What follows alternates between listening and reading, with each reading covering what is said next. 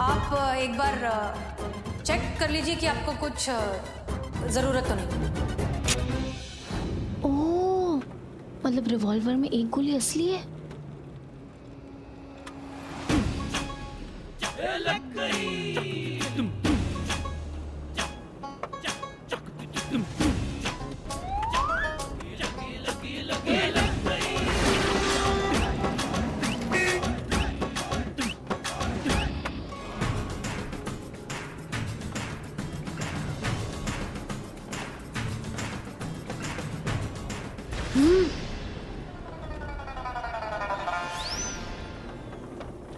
अरे phone switch off करो अपना। तुम्हारी लोकेशन ट्रेस नहीं होनी चाहिए, वरना केस उल्टा उलझ जाएगा। करती हूँ मैं। भी करो करो।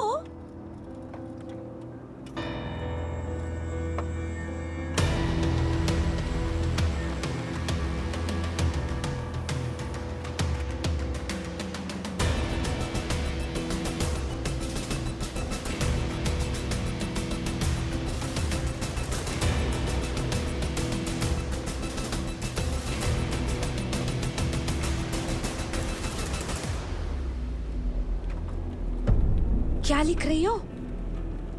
वो आज रक्षाबंधन है ना, तो अपने भाई का नाम राखी पर लिख रही हूँ, फिर उसके नाम की राखी किसी और को पहना दूंगी। क्या बात है, काफी सही जुगाड़ निकालती हो तुम। इम्प्रेस्ड।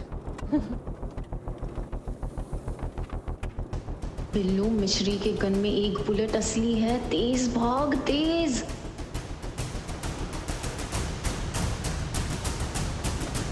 धीरे धीरे भाई साहब, इतनी भी क्या जल्दी, आराम से चलो।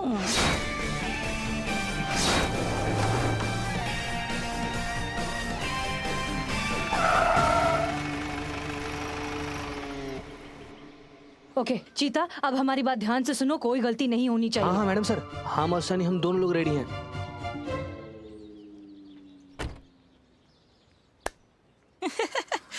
कितनी अच्छी जगह है, एकदम खुला खुला है ना? मैं जरा टहल के आता हूँ, गाड़ी में बैठ के ऐसे पैर अखड़ गए ना।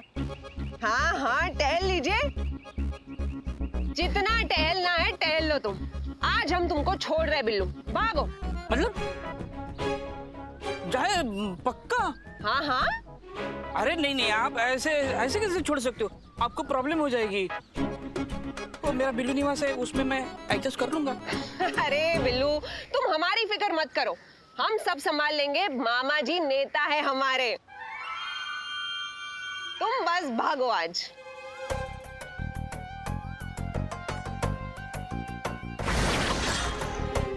भागो भागो, चलो जाओ। बिल्लू जी, हाँ क्या? वो आज रक्षाबंधन है तो और मेरा भाई गाजियाबाद में रहता है। तो मैं आपको राखी बांधूंगी। हाँ क्या है ये संतू का?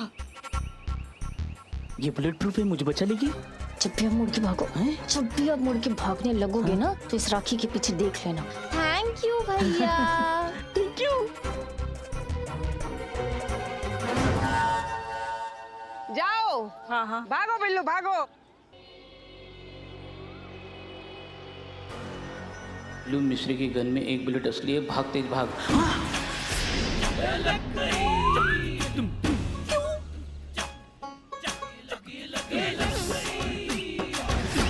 क्या हुआ, भागो बिंदास। हाँ हाँ जा रहे हैं।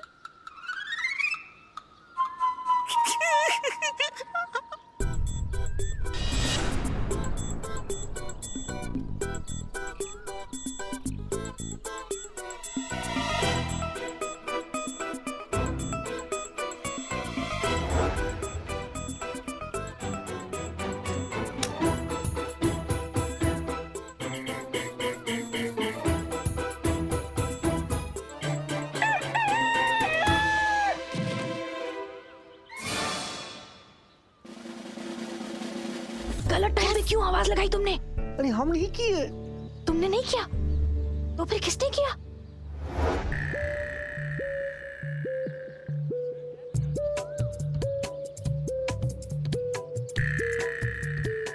बिल्लू, वहीं रुक जाओ वरना हम शूट कर देंगे।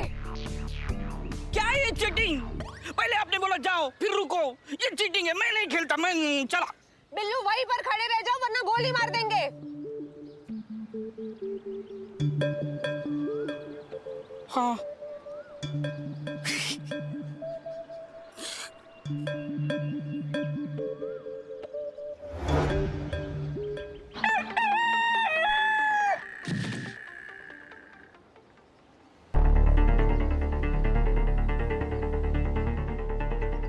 मैडम सर, हमको तो लगता है कहीं असली मुर्गा कुकड़ू को कर रहा है अभी।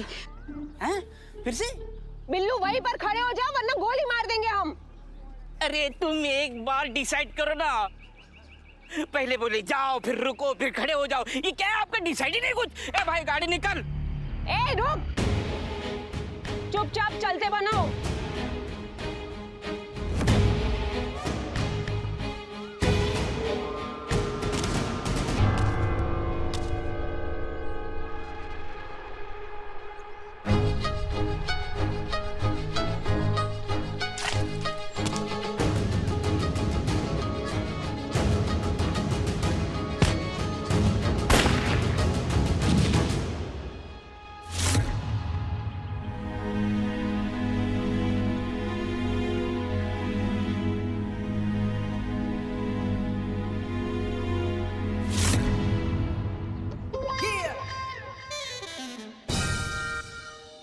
मर गया। यस,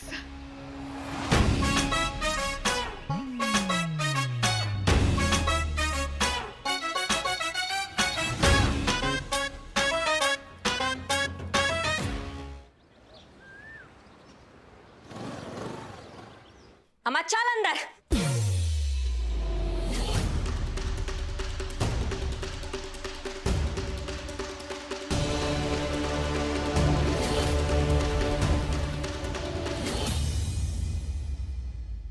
करिश्मा सिंह जी, लगता है आप भूल गई है कि आप हमारी परमिशन के बिना कोई एक्शन नहीं ले सकती। और ये कोई तरीका होता है किसी को थाने लाने का? जब से आई हो अपना ही बोल रही हो, तो सोचा आज तुमको थोड़ा करिश्मा सिंह का भौकाल दिखा दे। ये त्रिपाठी है, निवास त्रिपाठी। ये हमारा केस है और आपकी हिम्मत कैसे हुई हमसे पूछे बिना इसे अरेस्ट करने की?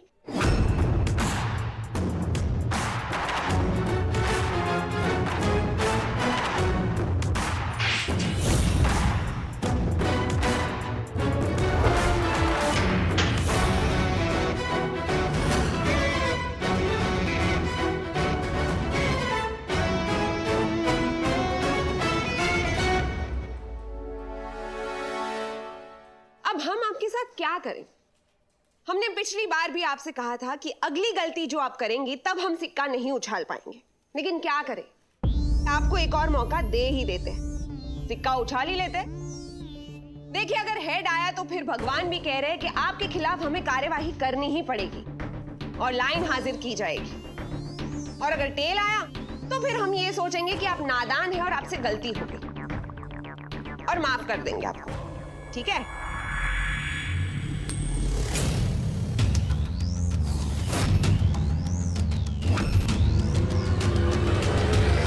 ये महिला पुलिस थाना है। यहाँ कंप्लेंट और सबूत के बेसिस पर फैसले लिए जाते हैं, सिक्का उछाल करने। और जहां तक हमें लगता है भगवान को भी यही मंजूर है।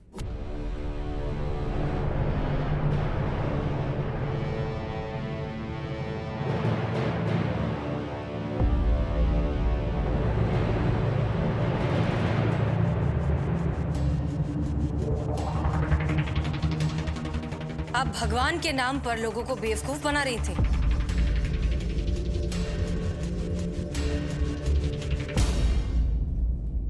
संतोष शर्मा, जरा इन्हें आज की ताजा खबर तो दिखाइए। जी मैडम सर। जैसा कि आपने देखा, सब इंस्पेक्टर मिस्त्री ने एक बेगुनाह का एनकाउंटर करने की कोशिश की। वजह थी निवास त्रिपाठी जैसे माफिया को बचाना।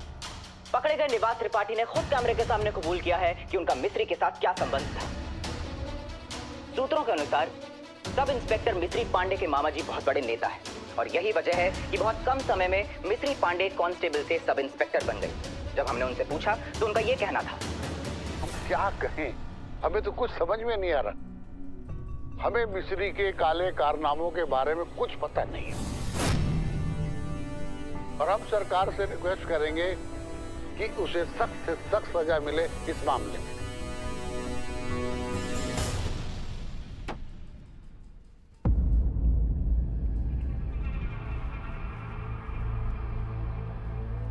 ओहो, फाइनली घर वापसी। अपना निवास होता है और होटल में नींद ही नहीं, आराम ही नहीं हुआ। अब यहाँ दिन भर खर्राटे मारेंगे। वो होटल के बेड मतलब इतने बड़े और इतने सॉफ्ट है, फालतू। अरे चीते, मेरे लिए पिज्जा ऑर्डर कर लो प्लीज।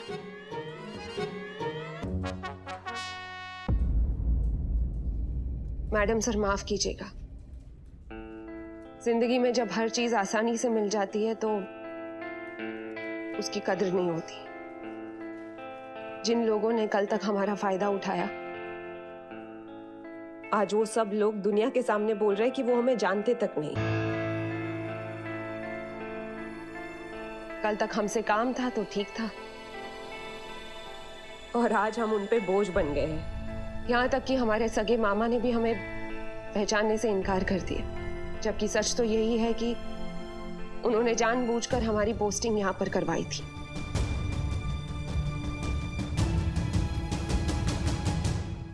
मिस्री पांडे, नेपोटिज्म का ये गंदा जाल हमारे देश को अंदर से खोखला करता जा रहा है। हम आपसे अब भी कह रहे हैं, जिंदगी में काबिलियत को महत्व देना सीखिए, तभी आपकी भी तरक्की होगी और देश की भी।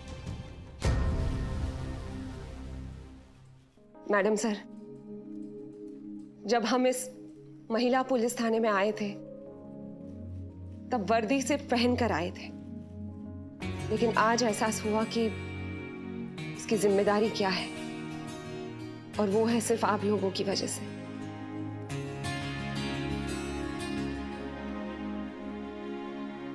हम वादा करते हैं कि हम कन्फेस करेंगे और अपने मामा जी के खिलाफ हम खुद गवाही देंगे और उन्हें जेल पहुंचाकर रहेंगे।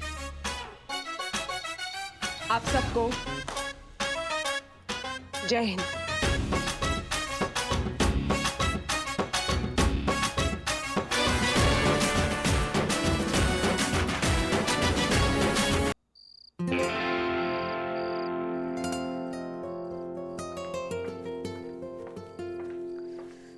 जैन मैडम जी, जय हिंद। आपने हमें बुलाया।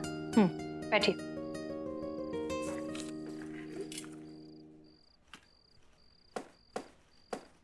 क्या हुआ मैडम सर, कोई बात है? हाँ है। डिपार्टमेंट की तरफ से हमें मेल आया है कि अब जब आपकी एग्जाम्स नहीं हो रही हैं तो आपका प्रमोशन हमारे थ्रू होगा, हमारी बनाई सीआर रिपोर्ट के थ्रू। हाँ तो बना दीजिए ना मैडम सर। आपको इतने दिनों में इतना तो पता चल ही गया होगा कि हमारे लिए हमारा ड्यूटी से ज्यादा इम्पोर्टेंट और कुछ भी नहीं है। हमें आपके जज्बे पर कभी भी कोई शक नहीं था। इनफैक्ट हम उसकी बहुत इज्जत करते हैं, लेकिन सच कहें तो हम थोड़ा सा वक्त लेना चाहते हैं। I hope you understand. नहीं, हम समझ नहीं पा रहे हैं आपको वक्त क्यों चाहिए। एसएचओ का काम बहुत जिम्मेदारी का काम है। इट्स अ ह्यूज रिस्पॉन्सिबिलिटी, और अगर डिपार्टमेंट ने हमें इतना इम्पोर्टेंट काम सौंपा है तो हम चाहते हैं कि हम अपना वक्त लेकर अच्छे से डिसाइड करें, ताकि बाद में हमें किसी बात का अफसोस ना हो। ठीक है, जय हिंद। एक मिनट, क्या हुआ? आज तक हमें कोई भी चीज मैडम सर आसानी से नहीं मिला है। हर चीज के लिए ना हमें बहुत स्ट्रगल करना पड़ता है, तो फिर आप ये सीआर रिपोर्ट हमें कैसे दे देंगी इतना आसानी से? ये हमारी जो किस्मत की लकीरें हैं ना, इनको पसंद नहीं आएगा।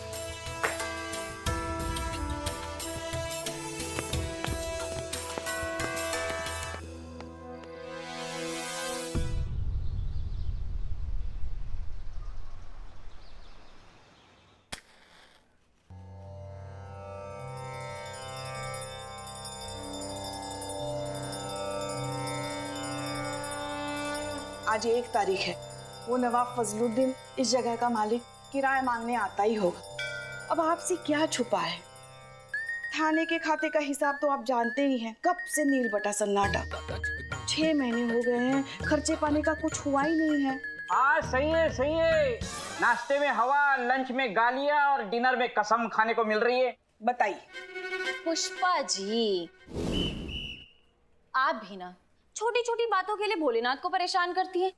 आपकी ये जो प्रॉब्लम है ना, उसका बेहतरीन सलूशन है मेरे पास। है? अम्मा तो ऐसे बैठी क्यों हो? बताओ, हमको बताओ। शादी। शादी? शादी? संतु जी, वैसे तो I don't have any objection, पर हमारी शादी का नवाब के किराए के साथ क्या है कनेक्शन? बिल्ली के ख्वाब में हमेशा मलाई दिखाई देती है। अरे मैं पुष्पा जी और नवाब की शादी की बात कर रही हूँ। क्या?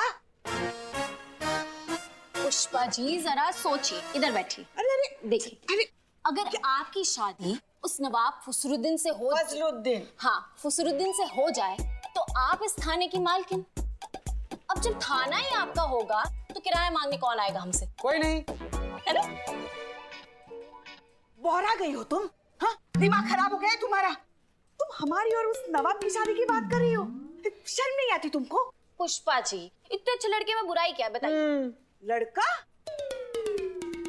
वो 80 साल का नवाब, लहराता खंडर, कापती मीनार, वजूद के नाम पर लकीर, जिसके खुद के 25 लड़के हैं, वो तुमको लड़का लग रहा है? अरे हम तो पोती की उम्र के हैं उसके आगे।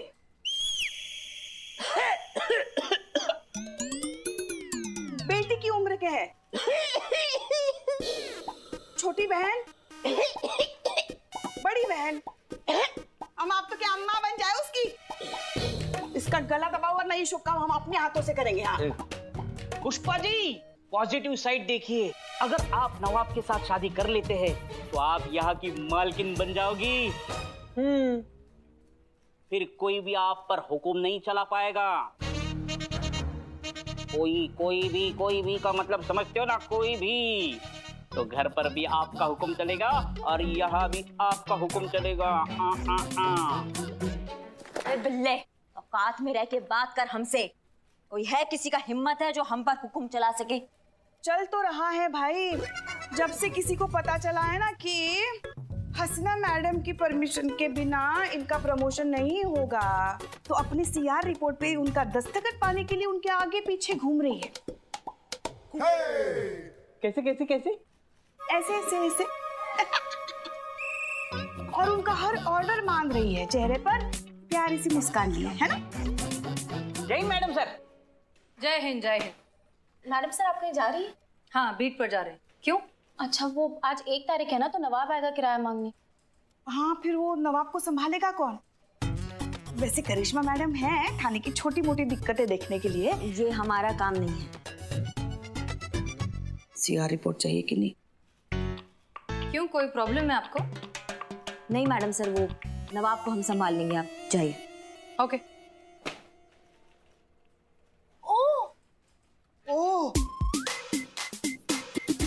अब मैडम सर, वो मुझे हाफ डे चाहिए था।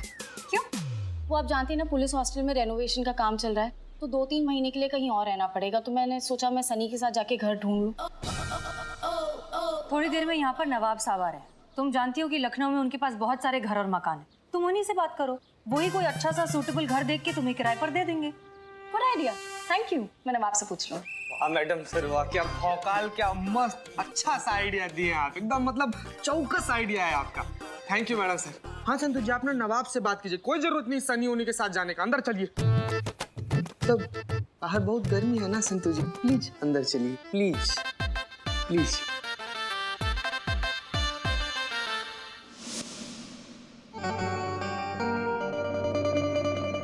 सलाम वालेकुम पुष्पा जी। अरे नवाब साहब, आइए आइए। नवाब साहब आए हैं। आइए आइए, बैठिए ना, बैठिए बैठिए। पुष्पा जी, आपका चांस तो गया। नवाब तो दूसरी शादी कर लिया। तो इनसे मिलिए, ये है मोहतरमा पारो, हमारी किराएदार। अभी भी चांस है, किराएदार ही। अरे अभी अभी 1 महीना पहले आके रहना शुरू किया है इन्होंने हमारे मकान में। अरे कमाल के अकाउंटेंट हैं ये। नवाब साहब, आप ही का इंतजार था। अब हमारे इंतजार से क्या होता है, ये बताइए कि हमारा भाड़ा इंतजार कर रहा है कि नहीं? आए? नवाब साहब, वो सब तो होता रहेगा, है ना? वो क्या है ना कि पुलिस हॉस्टल जो है ना, वो रेनोवेशन में जा रहा है, तो रहने के लिए भाड़े पे एक घर चाहिए था। तो ले लो। आप समझे नहीं। तो रहने दो। नहीं, मेरा मतलब है कि आपकी तो इतनी सारी घर है इस शहर में, है ना? तो बस 2-3 महीनों के लिए भाड़े पे अगर एक घर मिल जाता तो। किराए की टेंशन मत लीजिए आप, सरकार की तरफ से 3 महीने का एडवांस मिल चुका है। मिल जाएगा, लेकिन उसके लिए तुमको निकाह करना होगा।